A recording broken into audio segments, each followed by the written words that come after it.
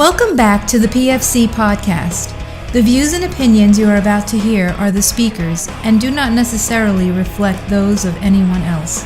Now on to the podcast. Welcome back to the PFC podcast. This is Dennis, and today I'm with Anri.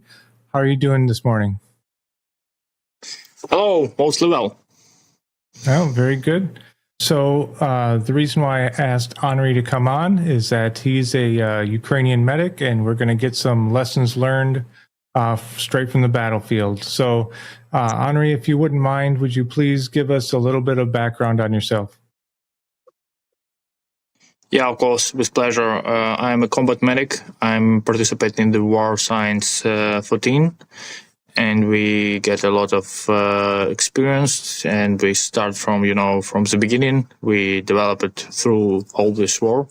We had a lot of lessons. We had a lot of instructors which came to us and trained us, and now we get more and more experience, and we still continue to adapt and every time adjust to the current situation, because everything is changed even through the last year. I do not even try to compare science with 2014. So a lot of things were changed during this time, and we also changed with these things. Yeah. So, let's start off with kind of some basic stuff. So what are the very common trauma MOI that you're seeing? Yeah, so a lot of trauma present now. So you have absolutely whole pattern of trauma, especially if we talk about last year. But of course, the first place belongs to the shrapnel wounds, and especially if we talk about the artillery shelling. So yeah, shrapnel wounds is the number one. Then we have TBI. Less, of course, it's gunshot wounds, but it also depends from the region, because in some areas the Ukrainian fights in tranchea, the Russian always try to assault, and sometimes the gunshot wound is in some area, it's spread also. Okay. So how do those wound patterns, do they change with, urban versus rural, or are they essentially the same? Yeah, unfortunately, or of success, they changed a lot. If we talk about the urban area, they had much more trauma, not only from shrapnel, but also secondary trauma from the piece of bricks or something like this. If we talk about shrapnel wounds, in case if the artillery shell reach some solid surface, the shrapnels going down and mostly hit lower limbs, instead of if we talk about the some ground surface, they mostly go to the up and side and mostly injured upper limb and the chest and armpit or something like this. So we have such a big difference, and it's easy to see, and it's easy to compare. Yeah, I mean, that makes sense. You have an artillery round or a mortar round, whatever. Hitting concrete, it's very hard. When it explodes, that angle of the shrapnel is going to be a lot lower to the ground compared to soft soil. The round is actually going to penetrate into the soil, and so your angle of that shrapnel is going to be, a lot steeper, I guess.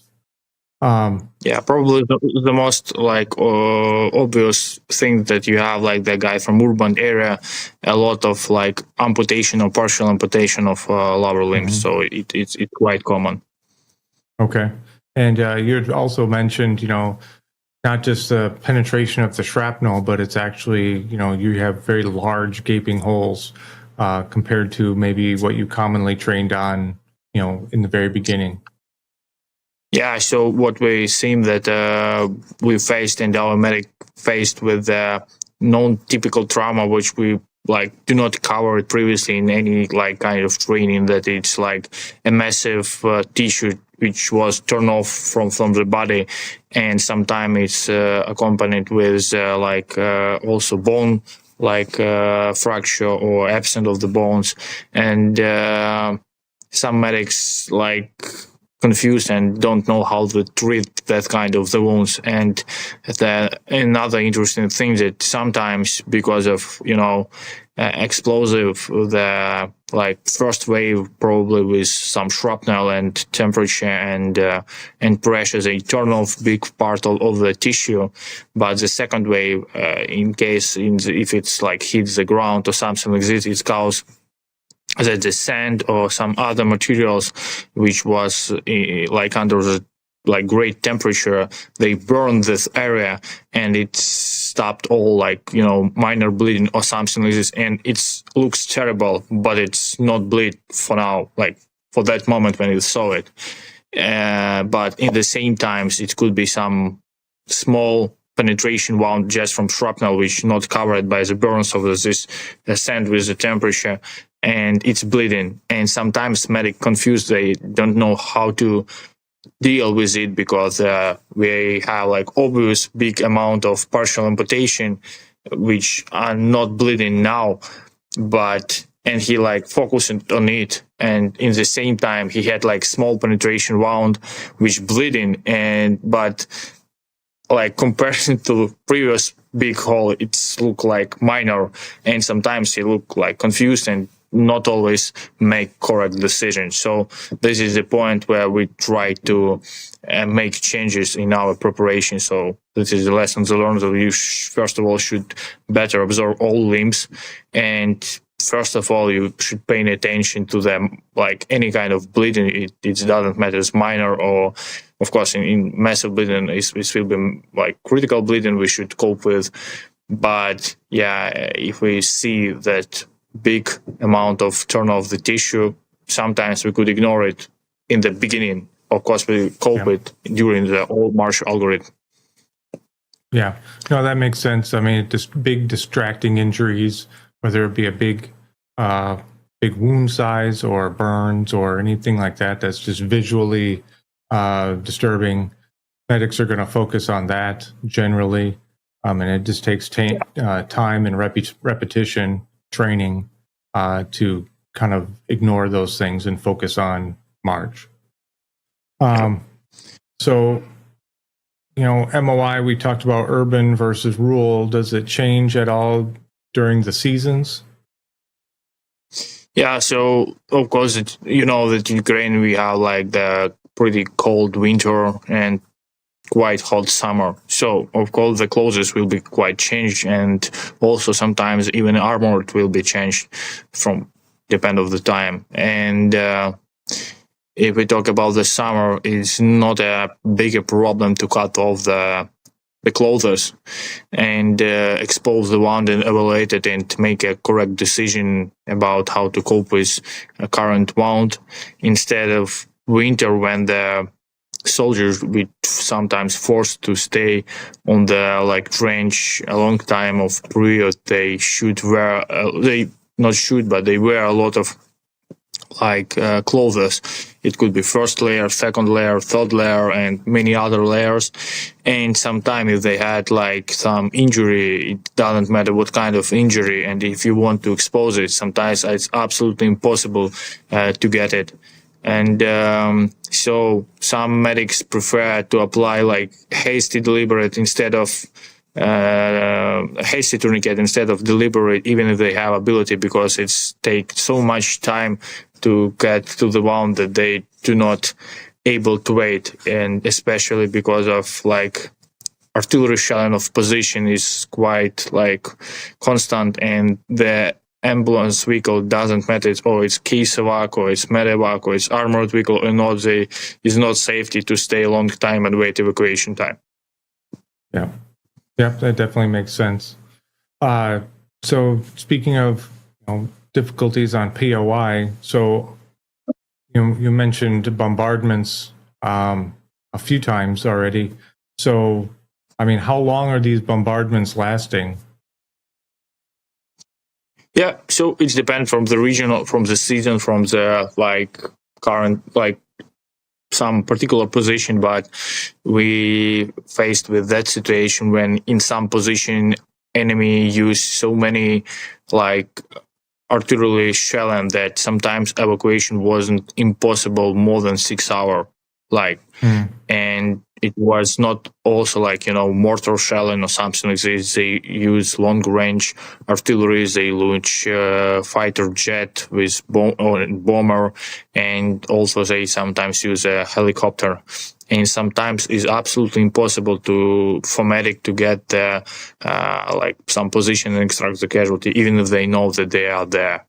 And especially it's more difficult because any kind of evacuation trucks, transport extraction, assets like ambulance, something like this is the first priority target for Russians, and they always try to hit it. Yeah. So that's some difficulties. POI, talking about the clothing, especially in the colder months. The amount of clothing that your casualties wearing is very difficult to cut through to actually get to the wound. You have sustained bombardments.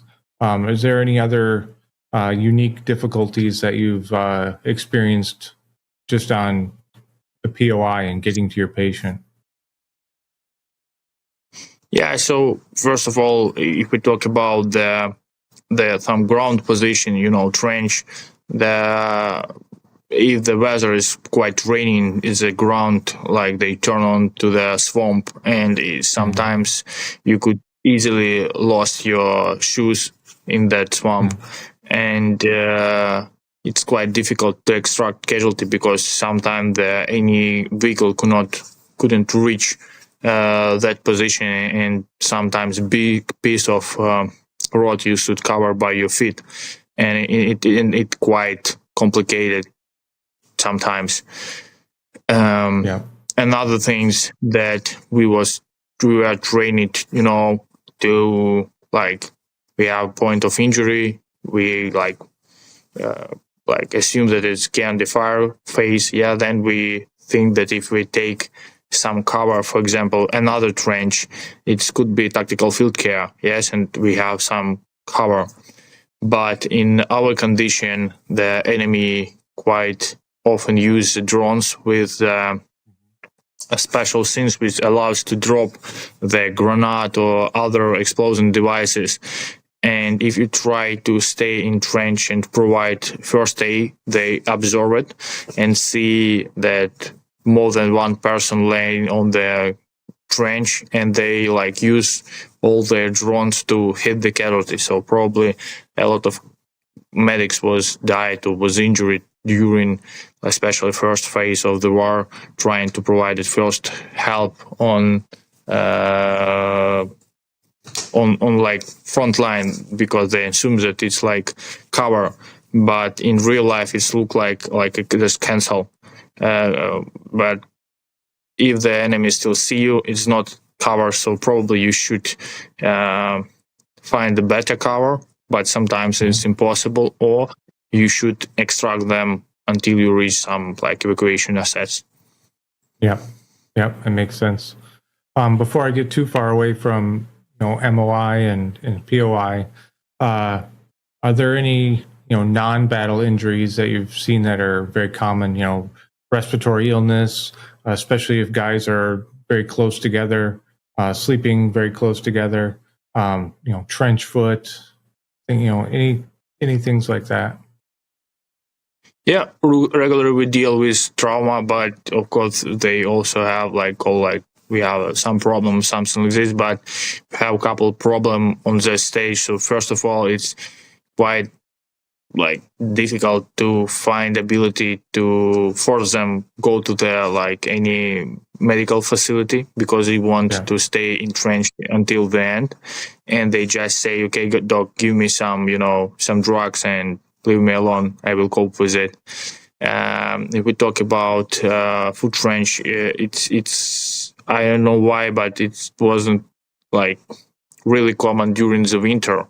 Maybe it's common, but in the old pattern of like wound, because they regularly came to the like casualty collection point, not because of trench feet, but because of some wound, and sometimes it was the most minor problem for the casualty on that time. So probably during the winter we don't really pay attention on it. Of course, we saw a lot of frostbite. Sometimes it was mixed, but if we talk about comparing with regular trauma, it was not really like, important in that time. Yeah. If we talk about some respiratory disease or something like this, of course, a lot of guys had it, but still they just add some drugs in, and that's it. If we talk about some virus or something like this, probably during that phase, they had so many stress and others that they mostly not really pay attention for their health condition, because mostly the intensity of fire is so high, and they just try to survive. And in that condition, the immune system try to mitigate all this secondary illness and focused on survivability. But where we commonly see it, when we took away the guys from the trench, they already got get to the some relatively safety condition, the old illness starting to showing up. Yeah, makes sense. So another thing I've just maybe a day or two ago, it was about from the Russian side that they're digging their trenches, and they're digging their trenches through farmland, and they're digging up anthrax spores, and that's becoming an issue with them. And I imagine it's going to continue being an issue through as the season warms up. Have you guys noticed anything on your side? Yeah, so probably I thought about it, and first of all, during the winter time, the temperature quite low, and they have no chance, to develop. But regularly, we are not really commonly use a lot of these chemicals inside during our field working, so it's not quite common for us, and I'm not really faced with it, but it's not means that it's not present here. So just from my experience, I do not face it. Maybe when it will be more warm, and when the ground will be more warmed, we will see that problem. But for example, we have a lot of trench war since 2014, and this problem was not really common. Maybe some particular territory could be more dangerous, but it will be. I just my suggestions. Maybe some local situation we will see, but for now it's not really common. Yeah. Oh, that's very good. All right. So disease, non-battle injury, it's always going to be common in any kind of conflict, and we can't just think trauma. We have to take in consideration, the whole patient. But moving off of MOI and POI, what are some difficulties you're seeing going from POI and now you're in the CCP? What kind of difficulties are you seeing? Yeah, so the biggest problem, like I mentioned before, that the enemy tried to get any casualty collection point, any ambulance asset, medical assets, and if they see some medical personnel who try to carry the casualty, it would be priority target for them. So the mortality during evacuation quite high, especially in some region, and you should always consider it. So the enemy mostly have a lot of drones also. And if we talk about the field area, it's quite difficult to take cover.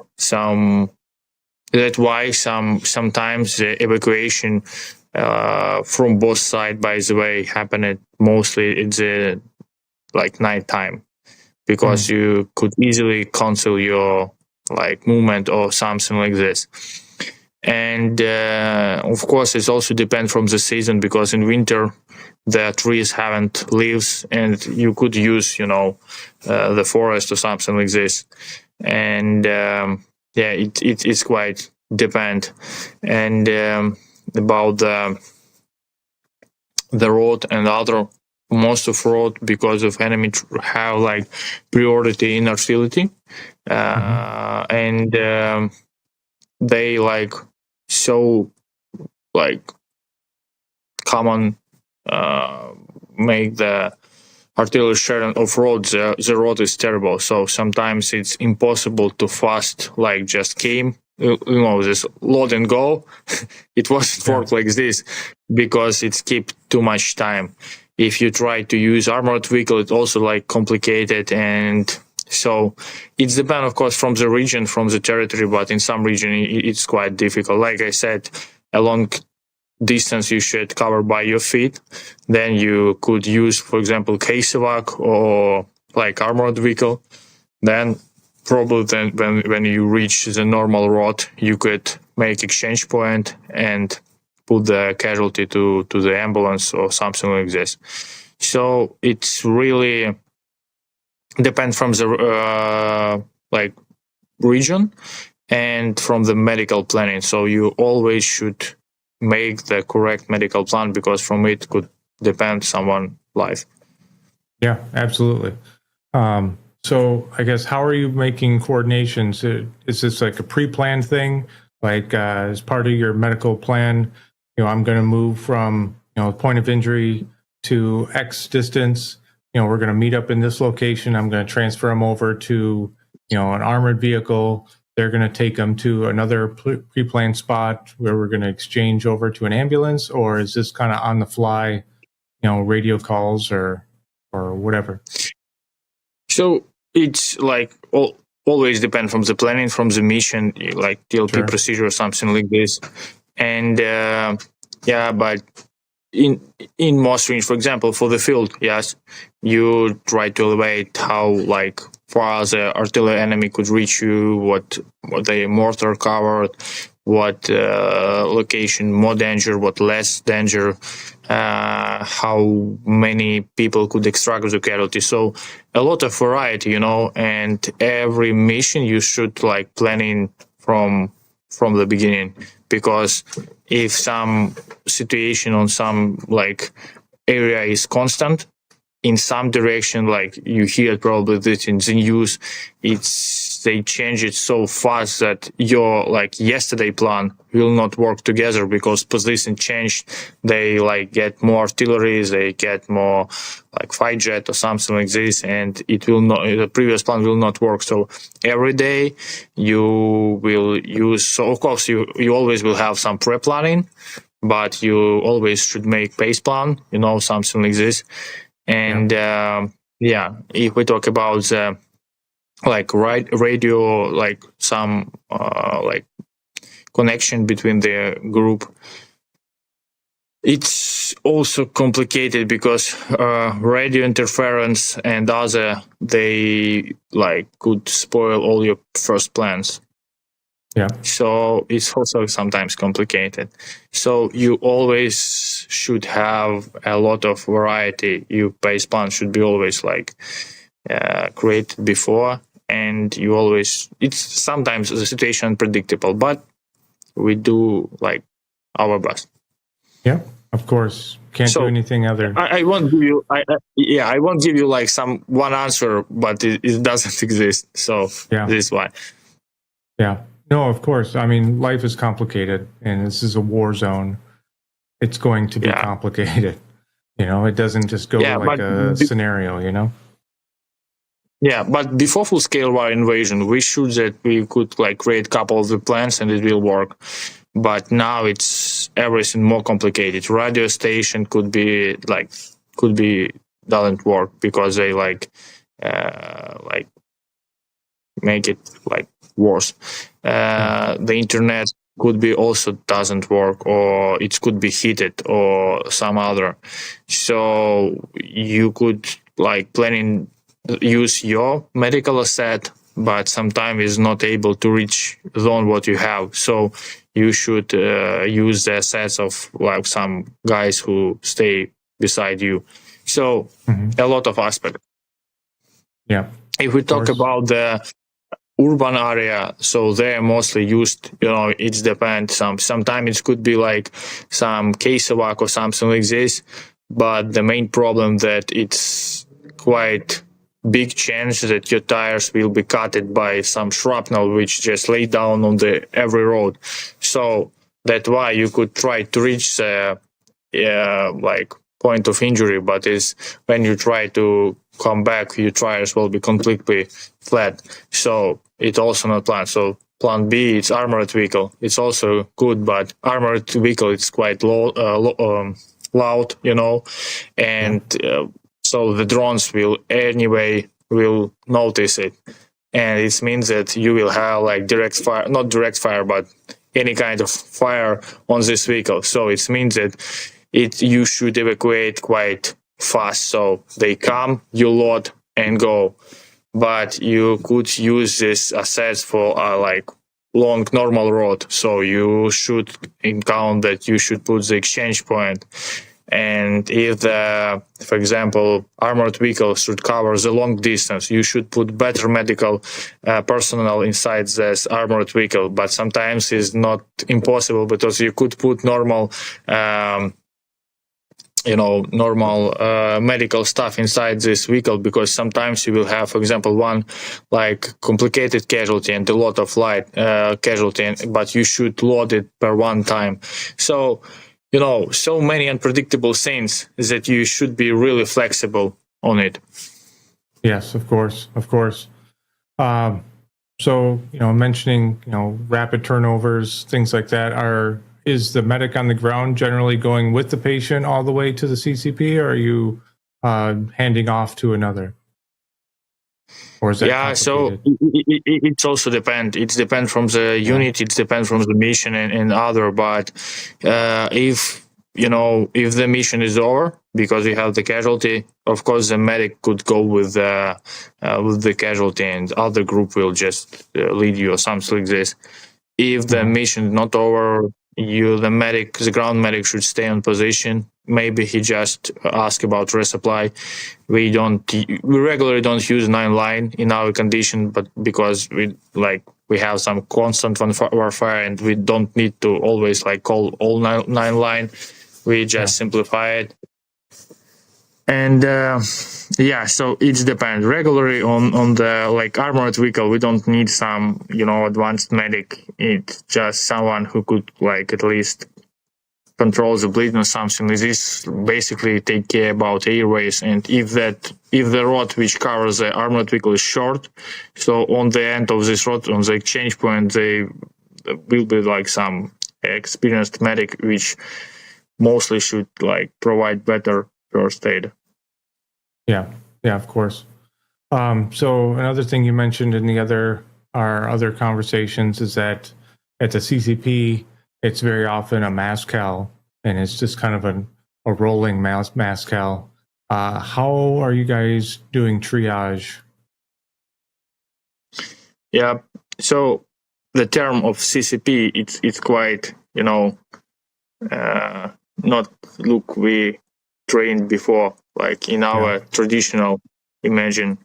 But so sometimes because of, in case of this armored vehicle came once or twice, a lot of people try to load on these assets. And sometimes when any vehicle came, we had that once a lot of casualties. And of course we should to make triage, and it's not always looks like traditional triage, green, yellow and other, or delayed, and then any other. So regular is like the most experienced medic or surgeon. If it's forward surgical team or something like this, they try to assess the casualty and find that one who need immediately like surgical intervention, especially if we talk about shock condition or something like this. Yeah. And then we have like more simply triage. So it's quite it's difficult to describe because we have some special SOP because each CCP they adjust and have their SOP. So, but I prefer to say that we not follow most. So I'm not seeing like traditional CCP what I learned before. I'm never used so I tried a couple of times to use traditional triage, but so because of surgical team was close to us and they said so it's a bullshit. I take this and this. You combat medic, go out here, you have another job. So that's why. So where we do traditional CCP when we have some, mass call on the field. So there I was ability to make the traditional CCP. Oh, sorry, traditional triage.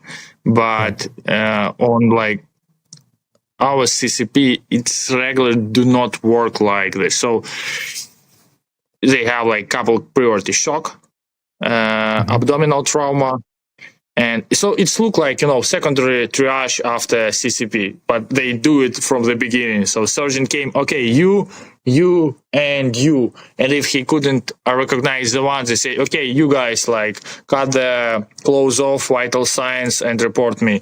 So it's quite different. So, but one more time, it's only my experience, and it's quite limited. So essentially, maybe some other guys.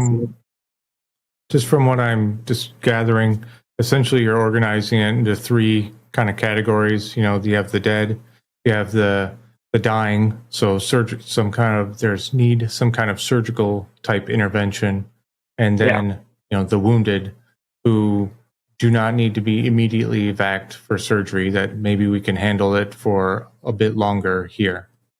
Yeah. Okay. So immediate, late, and I even forget all category of triage. So regular it's more simple in that case. Yeah. Okay. And a lot of casualties they don't need immediate intervention. So and sometimes they say you medic you could care about it like combat medic even could care. So dress the wound, something like this and. Okay. Some surgeons sometimes just make supervising along. So they have couple combat medics and supervise. Okay, we do here. You should to do conversion and others just control it. So it's really a lot of variation.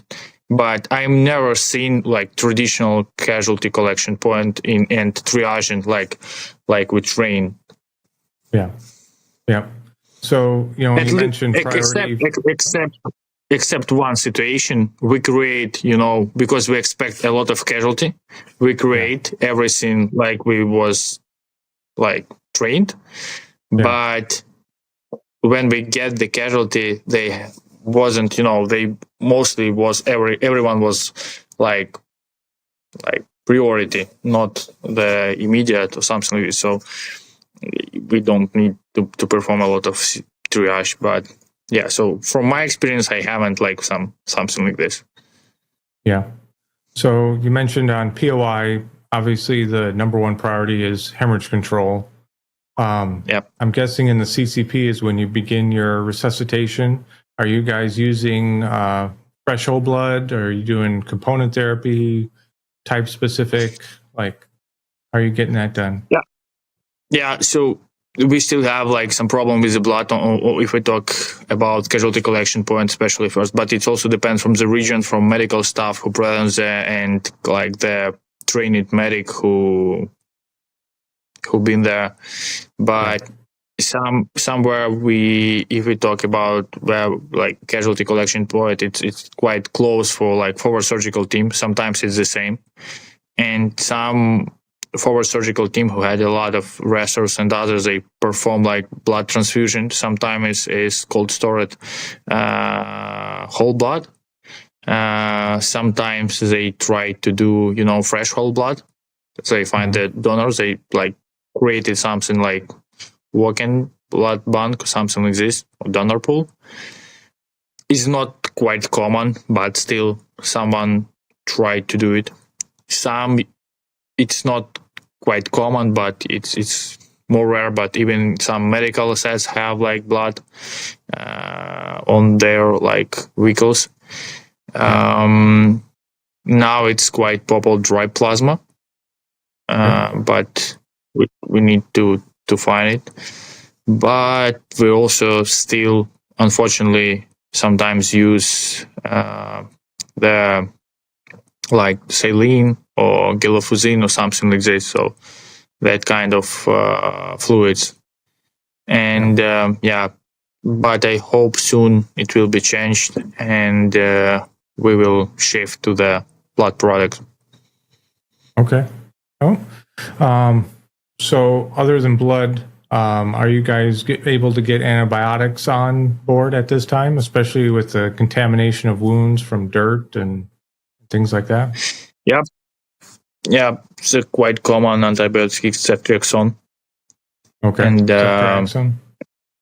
Yeah, so if we talk about some like guidelines antibiotic like ertapenem or something like this, is not quite common. Yeah, ertapenem. And so it's the most popular ceftriaxone because it's enough in the country, because we try to, probably the main reason when we use ceftriaxone, they don't want to produce antibiotic resistance, something like this. And it's not always enough using only ceftriaxone. Probably sometimes we have some complication of it, but mostly it's priority on most of medical system for now. Okay. So moving from the CCP to your role 2 or role 2 plus, whatever it is, you have your more definitive care. What kind of challenges are you facing just in the transport?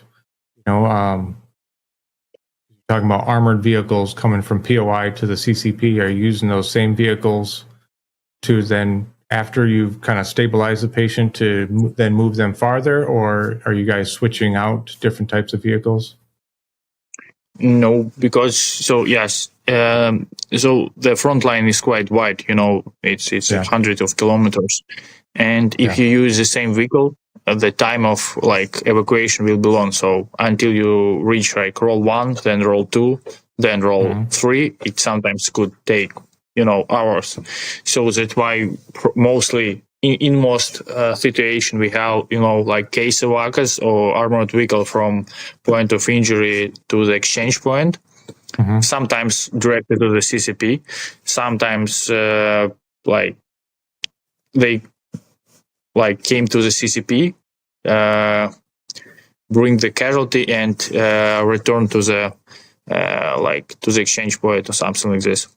And from the casualty collection point, it's like mostly roll 2. Sometimes roll 2, like roll 2 forward, something like this. They have their own vehicle. It's sometimes it's ambulances or something like this, which go directly to the roll 3 or something like this.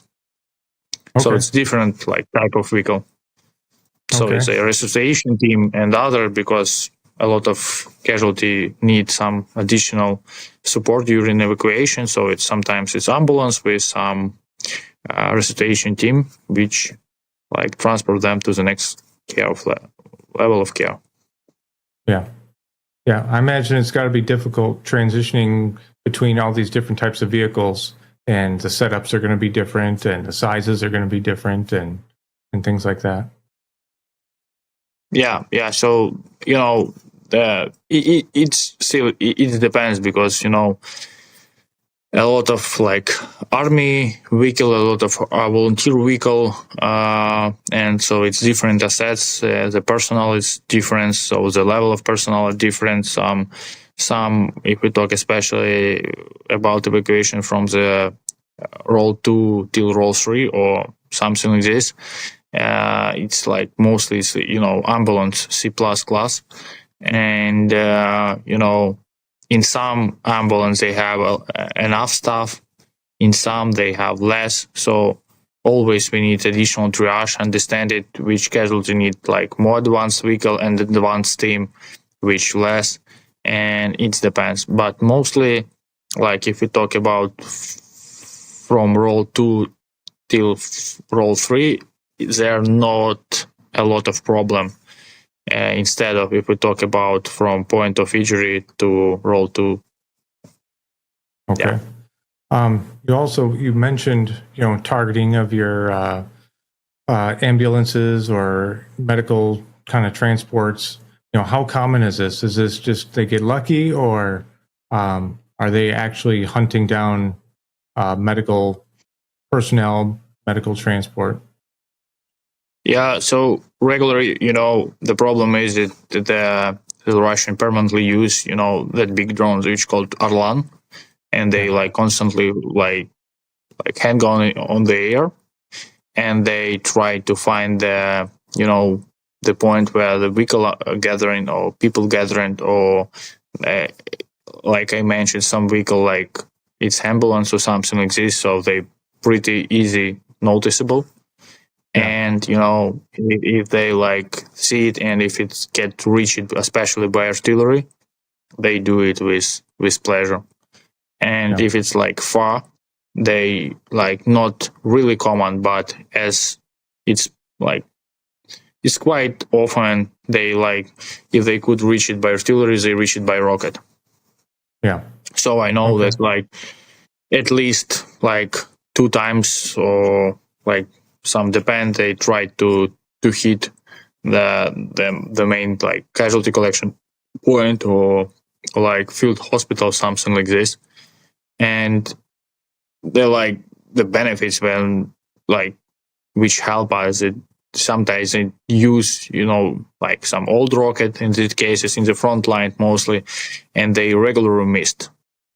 Not always, but it is not always like to hit directly like building or shelter or something like this, but it's still it's if it's missed to the casualty collection point or field hospital, it doesn't mean that they do not hit nothing. Mostly they could hit like some civilian infrastructure or some other. And if we talk about from point of injury till like casualty collection point, of course they try to hit it because they understand that some vehicle regularly come to the trench or something like this, so it's priority target. If they've seen that where a lot of vehicle gathering or somewhere try to hide in, they because some exchange points, something like this, they also try to find out it and also hit it. So they try to do quite often. So that's the reason when we forced to like often change the exchange point and others and spread the medical assets, and it's also make more complicated evacuation of the casualty because you always should adapt, change, and other.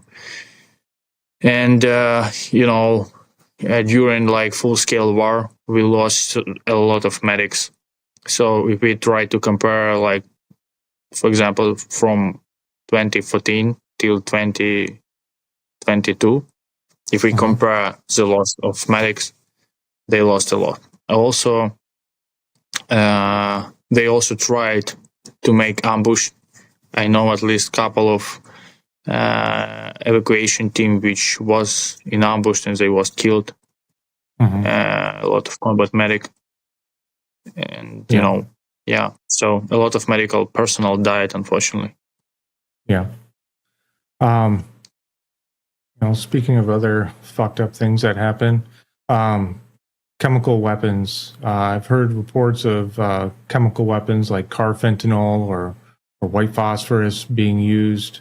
Do you have any experience, or have you heard about this? I haven't like personal experience about the white phosphor or something like this, but especially in the beginning of the war, my friend who's died, they had experience about the white phosphor a lot, and it's not so common, but it's happened, especially if the Russian like thought that any news could like show it up. They use it, in Mariupol and other cities, but they think that they blocked, and anyone do not see it. They use all possible weapon what they have, because they understand that it's, especially in the cities, because they understand that it's quite difficult to engage it, and they use any like unconventional method to fight. So white phosphor is quite common.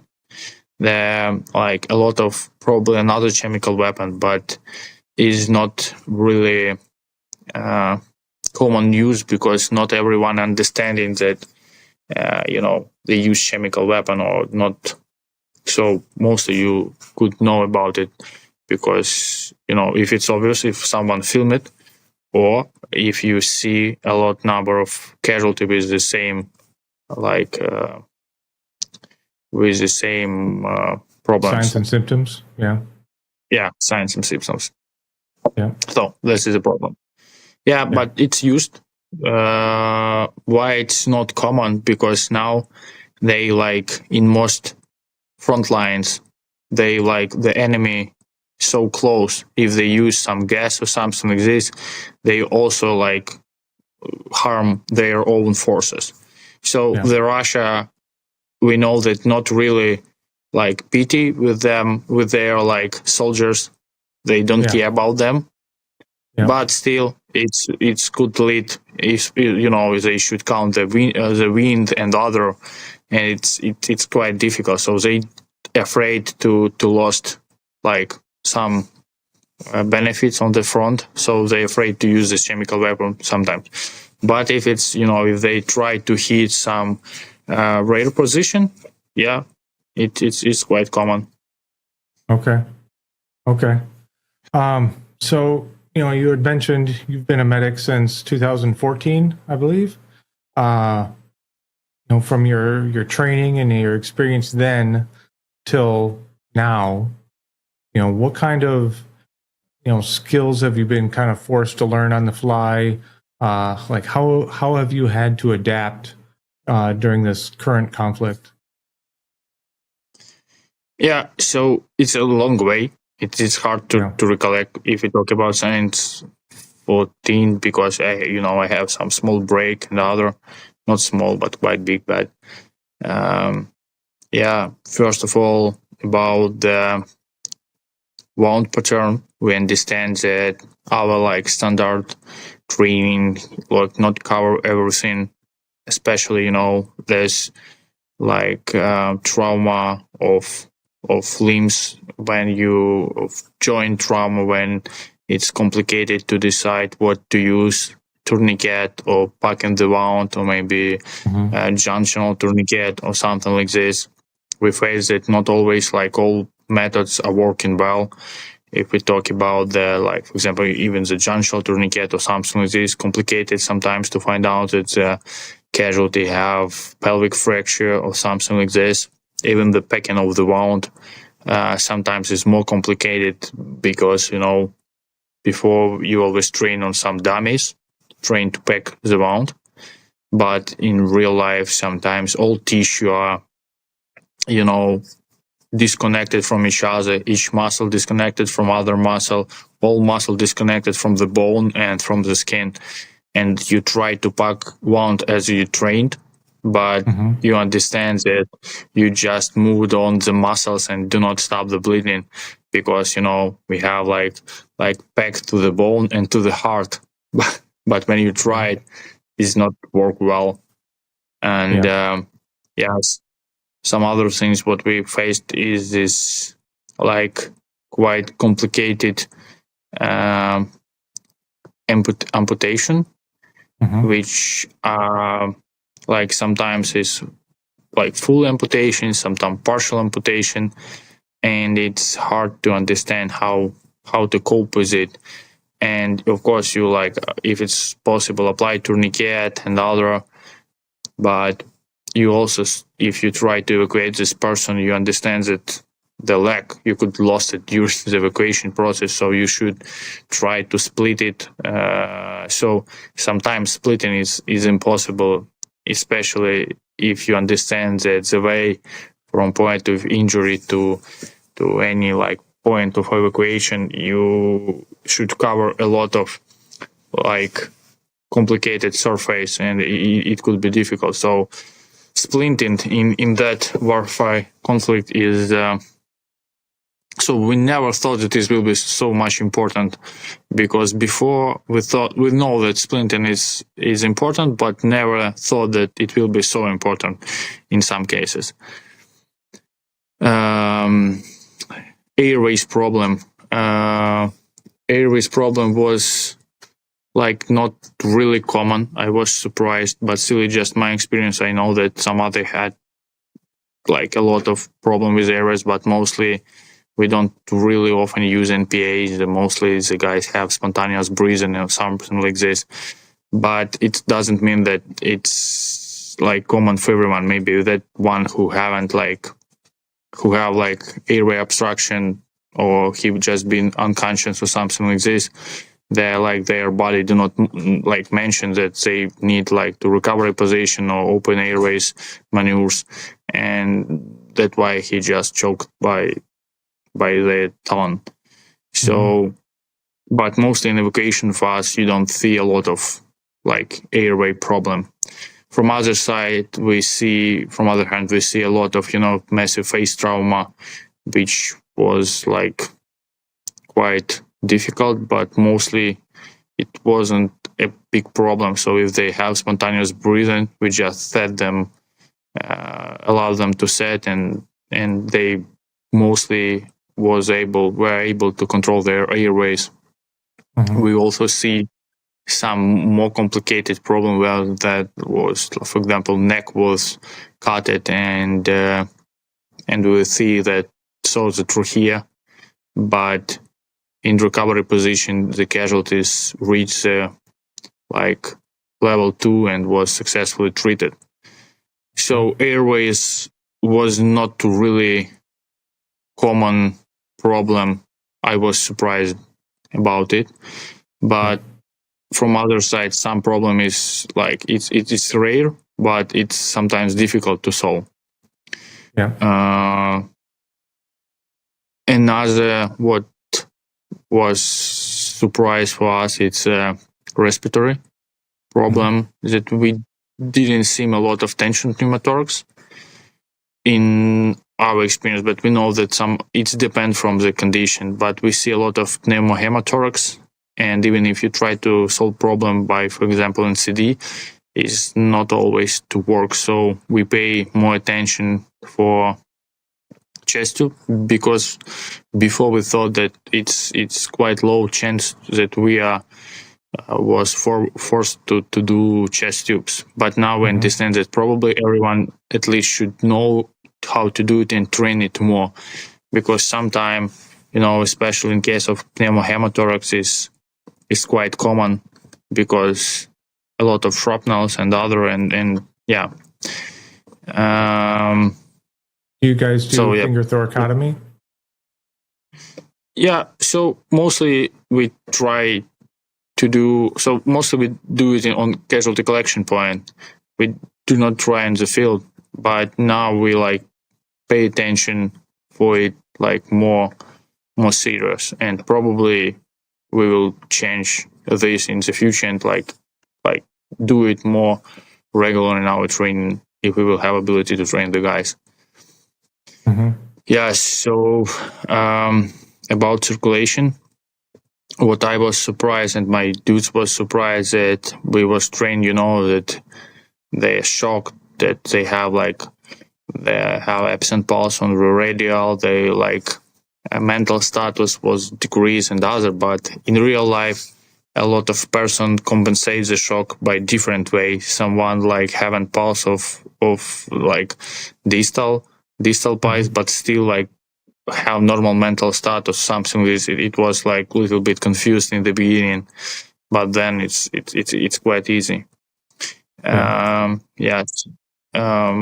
Also because of like, a lot of explosion, we had a lot of like blunt trauma, yes, and internal bleeding, and it's sometimes hard. It was hard to understand it in the beginning, but now it's like quite obvious. You just follow the vital signs and understand that yes, something wrong, you should hurry up. What also we try to do, I know that it's not the combat medic manipulation, but we try, if it's possible, to teach some guys to do ultrasound. And it's not necessary probably in field, but sometimes it could be useful in case if you have a long evacuation or something like this. So it doesn't mean that it will help you. So it will help you in case of pneumohemothorax. If you have just like abdominal bleeding, you're not able to perform some laparotomy or something like this. Probably it should be like for surgeon team, like forward surgical team, or like some other. But still, you could consider that you need to get blood. I think it's really smart, especially for the chest, because that ultrasound will tell you definitively when, just using your stethoscope or just using SpO2 or some other kind of vital signs that can kind of lead you astray. I think an ultrasound for the chest, definitely very applicable. And even if you can't do a laparotomy in the back of a bouncing ambulance, at least the surgeons know he is already bleeding in the box. That patient can get to surgery that much faster. Yeah.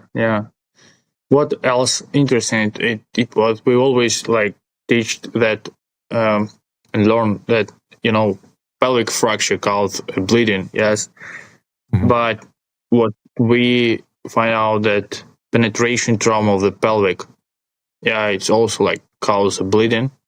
And it's obvious, but it was not obvious, if it's front side, it's obvious, but if like side with a penetration water from the side or from the back, it's also cause like a lot of trouble, and it's also broke the pelvic, and you should also consider, even if you have penetration trauma, to split the pelvic. And it's quite interesting.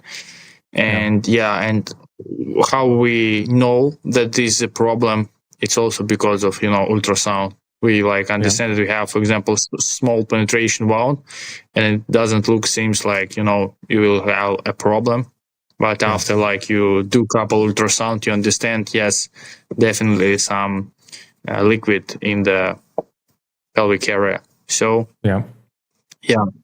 and now we try to pay more attention on it. Very good. Do you guys have TXA? Yeah, we quite commonly use TXA. So we try to follow the like last TCCC guidelines, so it's not a problem. Good. And most of medication and drug we used. Yes. Yeah, good. As far as like gear wise, when you're a brand new medic after training, you picture this is the way I'm going to set up and run. Have you had to adjust anything as far as gear and your kit? We adjust first of all the medical packs. So it's sometimes, so we have like previously imagined what medical backpacks. So it's not really changed, but proportion of some like things are changed. We add more packing material because, like I said, like that kind of wounds which turn off. If it's some limbs, you could easily apply tourniquet. But if it's like shoulder or buttstock or something like this, you couldn't cope with with like tourniquet. So you have two options. So you should add more packing material, or you should add the clamp, and you should know how to use it. So about the gear, we have like funny story about the like war belt. the bullet or shrapnel, I don't know, hit the back and go out through the side near the joint of leg, and one of the magazine was blown, and the spring was inside the body. Yeah. So a lot of guys now trying to wear more Kevlar on them. So they use sometimes war belt with Kevlar panels. They use the groin protection, shoulder protection, and other. And from one side, it's really good decision. From other side, not really, because the casualty became more heavy. Like, it's first of all, it slows him down, and the second, if he been injured, the chance to evacuate them less. So you have two options, drag him with all this gear, and you will be exhausted, and it will be more longer, and you will be under more risk to be hit. Or you should put it off, and it also will take the time. And as I said, if you, for example, use the shoulder protection, for example, if you still have some bleeding of the limb, upper limb, you could easily apply the tourniquet, because you should take off the shoulder protection and try to put the tourniquet. And if it's lower part of the arm, so you could make something deliberate tourniquet, for example, without cutting the clothing, but still it could be a problem. So mostly some of guys, especially who in the trench or something like this, they try to add more Kevlar or polyethylene. So Cool. Tourniquet. So what we offer the guys that they should have at least 4 tourniquets. So 2 by so it should be in vest, in uniform. So if you somehow find yourself without the plate carrier or something like this, you should be able to find easy tourniquet. And of course, it's you should to use tourniquet without any package, because I know that some still use it with package, but if it's combined with blood and with dirty, sometimes open it quite difficult. And so we're getting close to an hour now. Is there any kind of final lessons learned that you'd like to put out? So first of all, if you try to summarize, trying to have more training, trying to watch more video, and trying to analyze your own experience, and try to prevent problem before it exists. Second, do not forget your medical stuff or something like this. So always better to take more than less. You should take you should prepare 3 kind of medical gear, for example, backpacks, some assault backpacks with medical gear, and for example some small CLS bag or something like this, and of course IFAC. So it depends from the mission. You could take another one, and do not change medical equipment from one backpack to another. It's ideal if you have ability to have a couple of it. The thought medical planning is really important, essential.